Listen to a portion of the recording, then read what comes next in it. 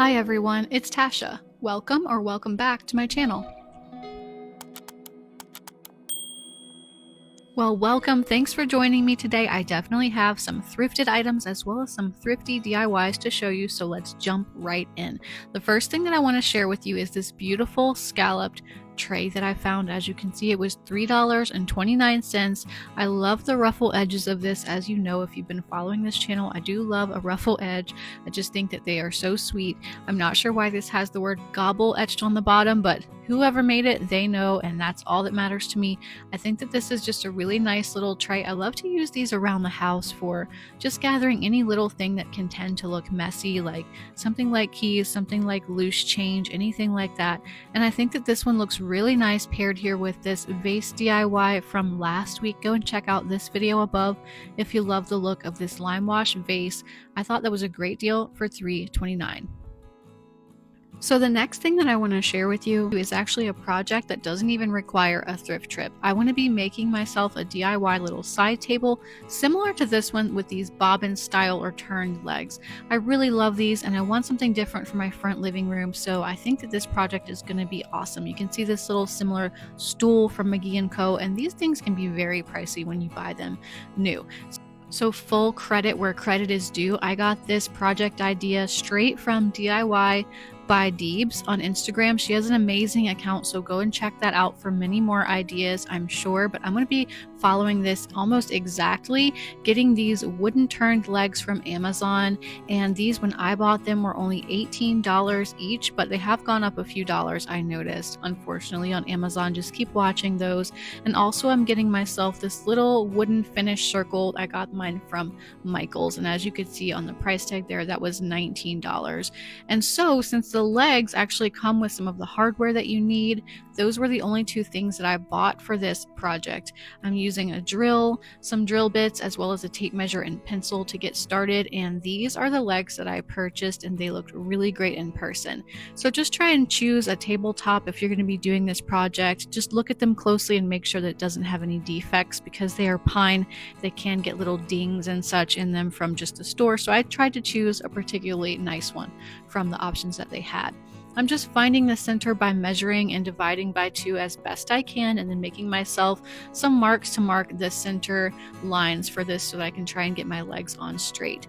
And this is some of the hardware that came with the legs that I bought from Amazon, so I'm just marking on the bottom side with a pencil so that my hardware will fit exactly in. Definitely want to pre-drill some holes before you start putting your screws in, and that was very simple to do by following the dots that I had just made with the pencil.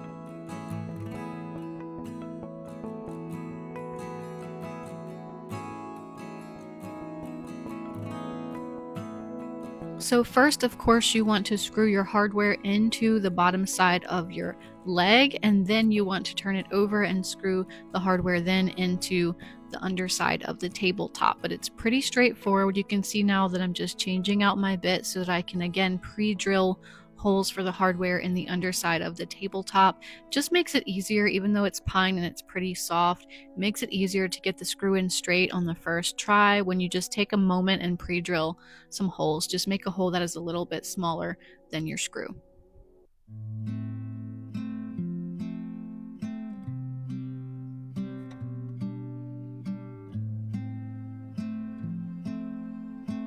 After that, it was very easy to screw these in. You can place these back as far as you want, and actually I do recommend placing it back a little farther than I'm showing right here, because you don't want to catch a glimpse of the hardware from the side of your table. And so if I was doing this again, I would place them back just a little bit farther for that purpose, but this still worked out. I wanted them to be kind of as far out as I could, and I did need to get an extra pack of wood screws because there weren't quite enough with the set that I got to both screw the hardware into the leg and into the table.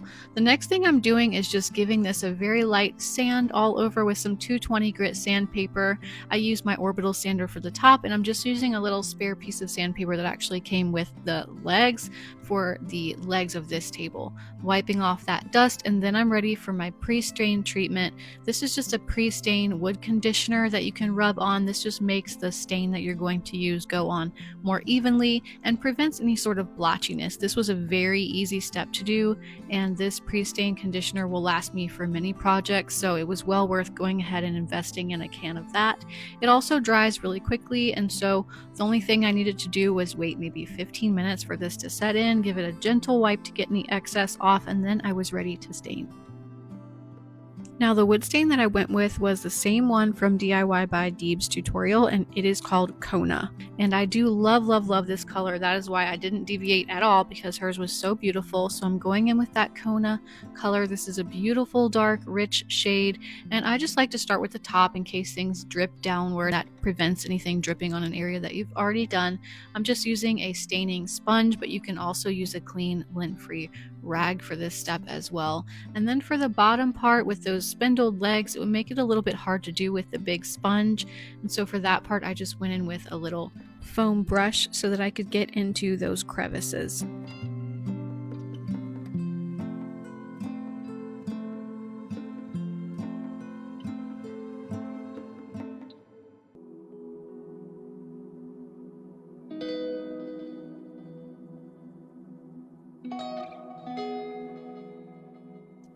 After I stained each section of this table, I went back and wiped the excess off with a paper towel after about 2 or 3 minutes.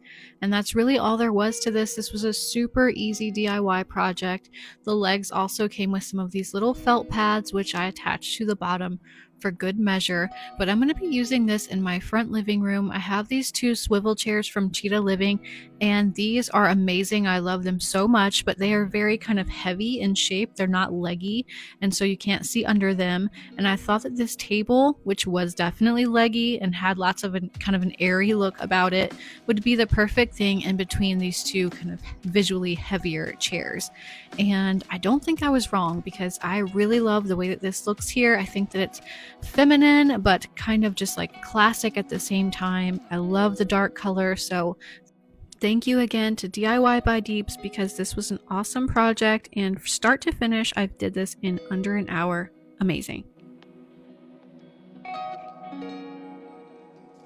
Now, something else that I found at the thrift shops this week was actually this bird feeder, which is a first for me. I was not expecting to find a bird feeder when I walked in, but it's this kind of cool acrylic, see-through bird feeder. It was brand new in the box, and it was still inside the packaging in the box. I guess someone got it for a gift and didn't like it, but I really liked it.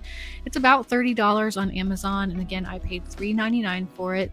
I immediately set it up on our front window area and put some bird seed in, and I can't wait for birds to find this and come check it out. It will be so exciting to see them up close. I do love watching birds, you guys. I don't know about you, but so I haven't seen one yet. The reviews said that it could take a couple of weeks for birds to actually find it, but I thought that was such a great deal.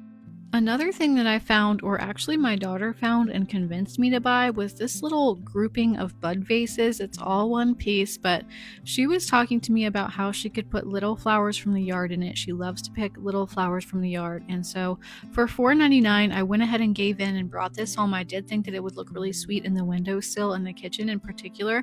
I could leave this exactly as it was. It had a glossy finish though, and I thought it might look really pretty to change it over to a matte finish, so I already had on hand some of this clear matte spray, and so I just spritzed that to give it a matte finish. I thought that would be really pretty, contrasting with the fresh florals. And we have a few spots in our yard that are blooming right now, so I'm just grabbing a couple little clippings of this beautiful white bush that we have on one side, as well as one small peony from our peony bushes that are blooming right now. I did sacrifice just one. I always like to just leave those outside. I'm hesitant to cut them, but I did cut one of them, just putting a little bit of water in each one of those little vases, and now I have some space to make a cute little arrangement. I think that it's going to look really nice in the kitchen windowsill. And again, I could have left this one exactly as it was with the glossy finish, but I just kind of wanted to try out a matte finish, and I think this was a great deal for only $5. Another thing from the thrift shops that was also inspired by my daughter, because it's for her room, was this sweet little pillow. I love this embroidered look. I love the little fringe on the fairies' hair, and as well as her little skirt and her ballet slippers. I love everything about this little pillow. It was in stores at one point. It's not sold in stores anymore, so I'm not sure exactly how much it was, but I'm going to be using this up in my daughter's room. She is 5, and I'm just going to be sitting it in this recliner chair here. This is also from Cheetah Living. I got this a while back, but it is super comfy. We do love it. I'm just using it along with this throw blanket that I picked up from TJ Maxx a few months back, and just putting it in this chair. I do like to keep her room a little bit more whimsical with a few more touches of color and just, more for a little girl. I don't want it to be too sterile or too grown up, so I have a few kind of whimsical touches in here. I love how thrift shopping allows you to find some of these pieces that aren't in stores right now, or that even if you found them in stores, you wouldn't necessarily want to buy them at retail price, but this only ended up being $2, so it was well worth the trip. And speaking of lovely thrift store finds, let me share with you another subscriber score. So this week the spotlight is on Molly S. She's from Fort Myers, Florida. She found this super cute brass wall hook set with these houses on it for only $3.99. I seriously love this. I definitely would have bought this myself as well. And she also found this beautiful brass bride's basket. It has this little glass tapered vase that goes inside of it, and she paid $6.99 for that. Definitely a really cool vintage piece. So congratulations, Molly. Those were 2 really good finds. Thank you so much for watching. If you enjoyed any of these DIYs or finds, let me know in the comments which ones you liked. And if you haven't subscribed yet, go ahead and hit that button as well, so you'll see more of these videos in your feed. I hope that everyone listening has a fantastic week, and I'll see you at the next video.